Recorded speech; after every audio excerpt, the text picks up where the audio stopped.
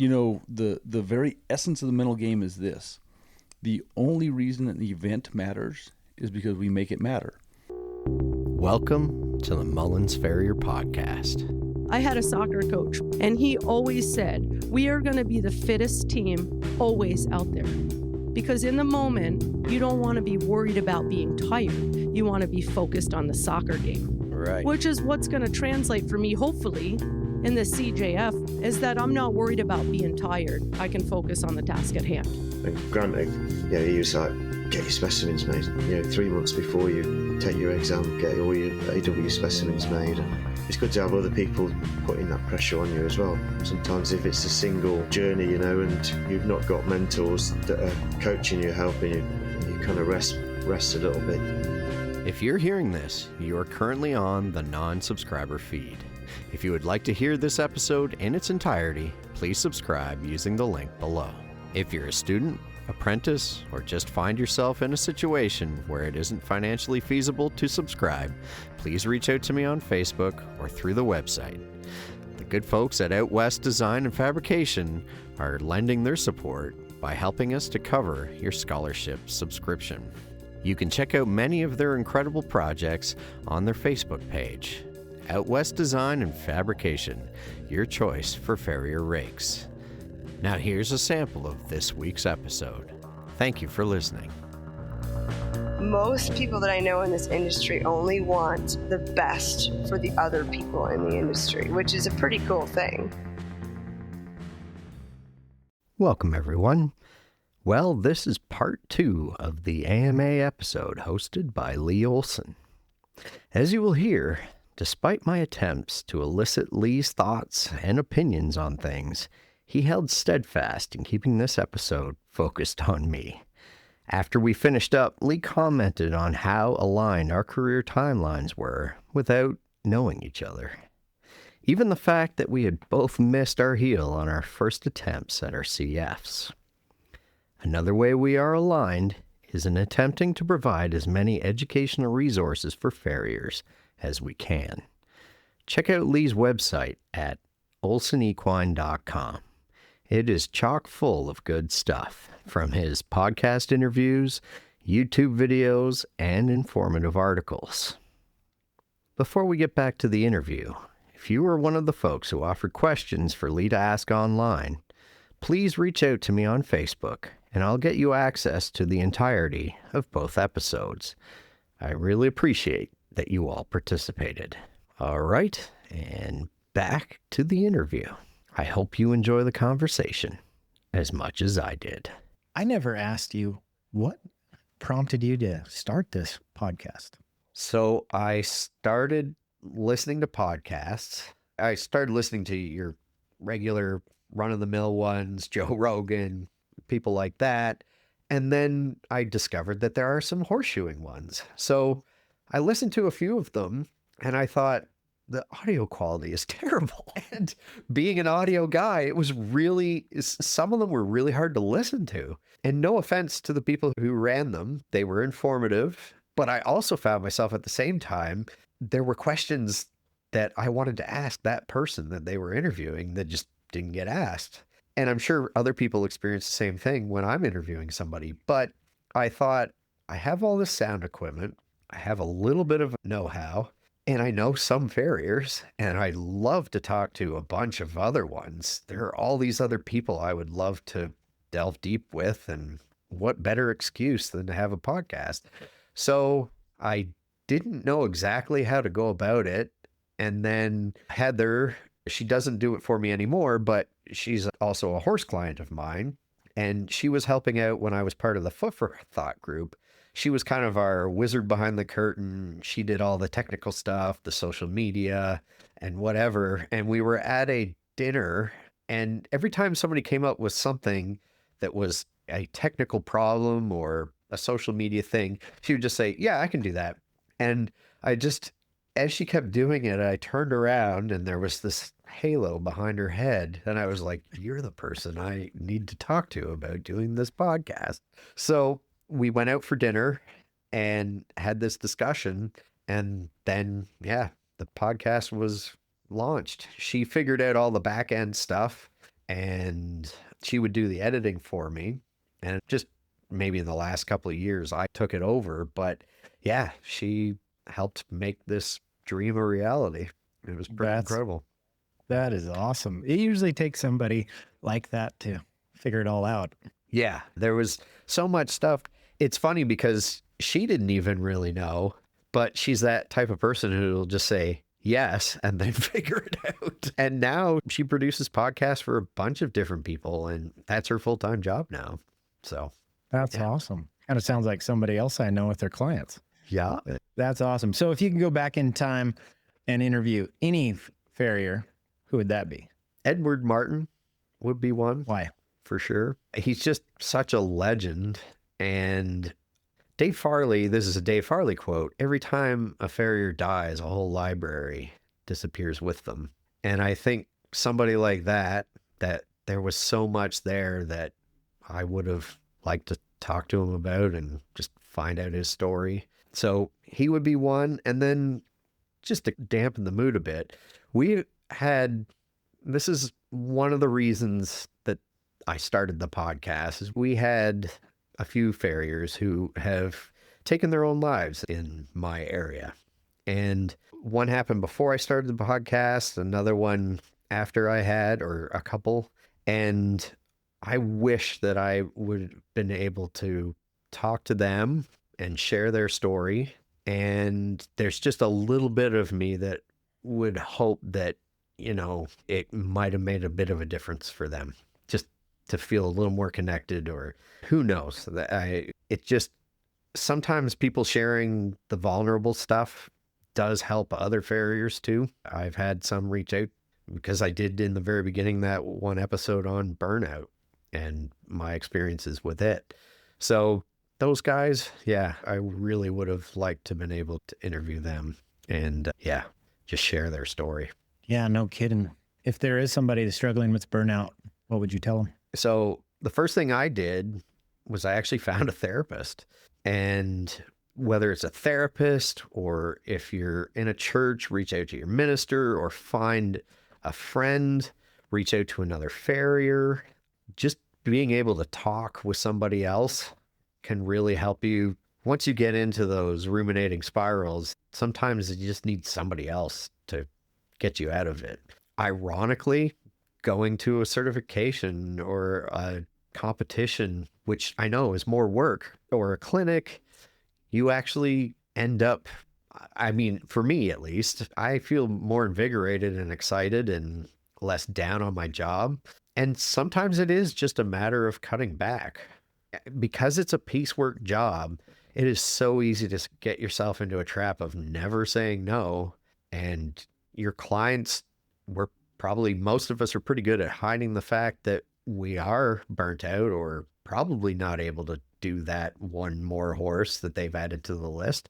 But sometimes, just cutting back or saying no and having some boundaries, having time off. I was working 7 days a week and it was stupid. And I don't know what it was for in the end. If you burn yourself out and your body starts to renege on you, it's not a good place to be. And then what was it all for? So I guess that's the long answer to that question. That was good stuff. How many days would you suggest working if someone is burnt out, got too many clients, or too busy to get to a convention or certification or competition? What do you tell them? I think 4 or 5 days a week, we should, especially here in North America, we should be able to make a living doing it at that and giving your body that time to rest. Now, that said, sometimes I work 7 days a week, but then I get gaps where I'll have a few days off in the week. And sometimes I'll have just a 5-day week. It really depends. I'm still learning how to not burn myself out. And there are so many opportunities. Like, this podcast takes a lot of time. I do the editing myself now. And then because of it, I've had so many opportunities. I got to teach at a clinic in Poland this year and going to Focus and things like that. I'm still trying to figure out the ways to make it balance out. And I'm not always successful at it. But yeah, if you can afford a 5-day a week, I think ideal would be 4, but I don't know. What do you think is a appropriate number of days? You know, I get asked all the time how many horses we shoe a day. I don't know. For the specific purpose is that I think there's things to put emphasis on and there's things not to put emphasis on. And I think that's one of them. Yep. I think you should focus on doing a good job. And I feel like your body, if you listen to your body, it will tell you. And we don't work weekends just because help stays a lot happier. I just, only thing that I would add to, and my family too, like it's not just the help, but only thing that I would add is that a lot of times if you just cut those clients that are a pain in your ass, life is so much better. Yep. You're not that poor. Like you can let them go. It's fine. Yeah. It's that whole 80-20 business rule. 20% of your clients will take up. Actually, I think you talked about this in our interview. I did. Yeah, it will take up 80% of your time. And if they're not somebody you want to work for, don't. And there was something else that came up in our interview together when you had said, you know, whenever you run into a farrier and you ask them how they're doing, they always say, I'm so busy. And you said that shouldn't be your only criteria.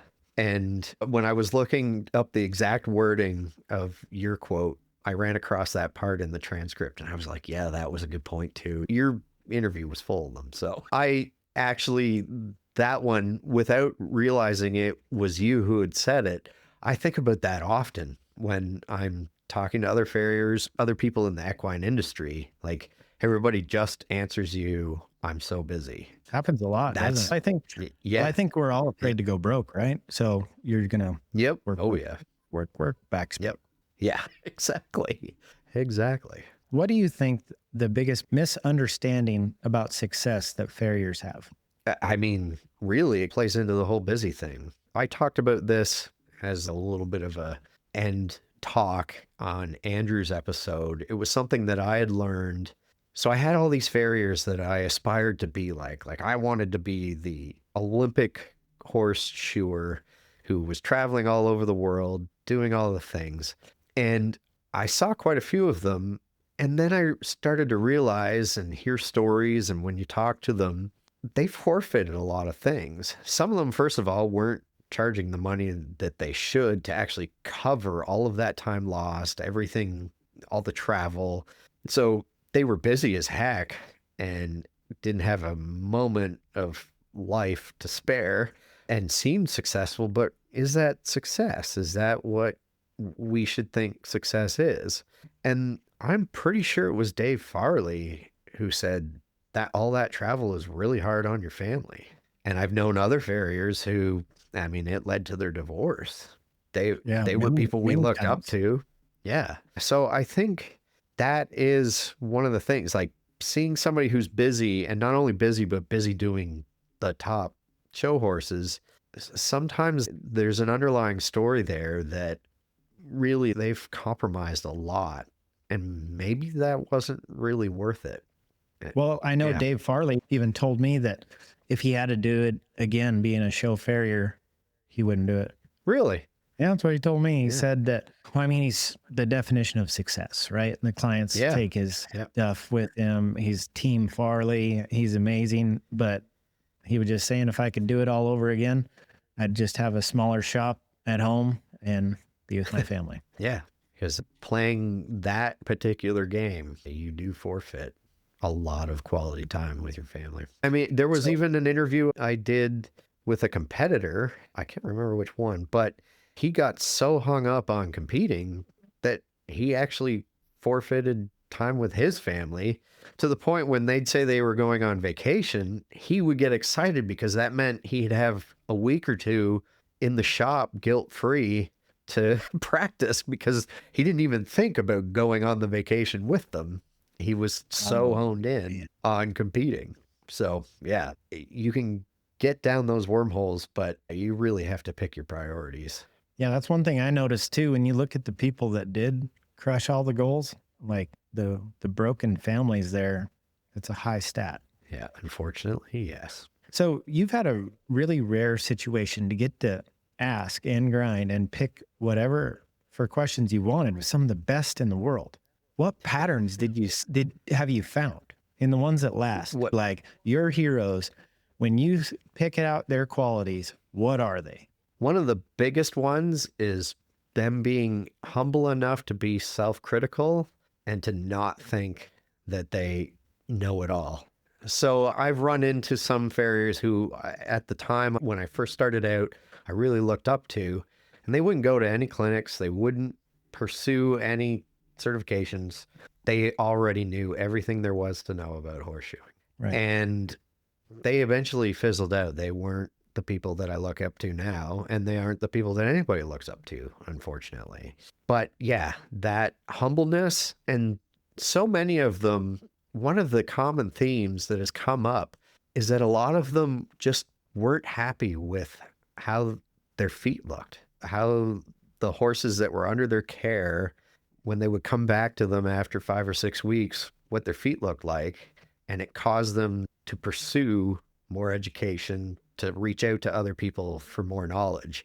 And that attribute, the ability to see that what you're doing isn't working out quite right, I think that really is what propels them further up in the industry. And the other thing is just being a Dave Farley, being amicable, willing to talk to people, building relationships, like that kind of thing. All the successful people that I've interviewed, they're all super friendly. I mean, I guess they were friendly enough to actually agree to sit down and chat with me. So I think that is, we work with horses, but you have to be a people person to some degree, or you just never get the opportunity. What do you suggest about retirement? My own plan is I want to be relevant until the day I die in some way, shape, or form. And when I say relevant, I mean just still able to make a difference for somebody, to help people out in some way, shape, or form. And I'm hoping that physically, as long as I can, that I will still be able to do horses and enjoy it. So I see retirement as tapering back slowly as I age so that my body can still do the job, but that I get so much out of doing the job that I would want to be able to continue doing it. So I would also say, if you're a farrier starting out, it doesn't seem like it, but you do have a little bit of extra money. Automate it, put it into some kind of investment, and then just have that compounding over your entire career. I did not follow that advice until way, way too far on in my career. Hanging around with Andrew DeVisser has changed a lot of what I thought about finances. And it's amazing how much money, if you equate it out to horses, how much interest just is another chewing job that you didn't have to do. So if you can automate it when you're younger and have that money just disappear, it's like you don't even have it, but it's going somewhere and it is going to come back to you. And yeah, then you can retire and not have to work until you're 80 and miserable and broken. I guess that's the plan. Yeah, right. Speaking of young farriers, for the ones that are listening, what would you tell them? What do you want them to hear? If you would like to hear this episode in its entirety, please subscribe using the link in the show notes. Thank you for listening.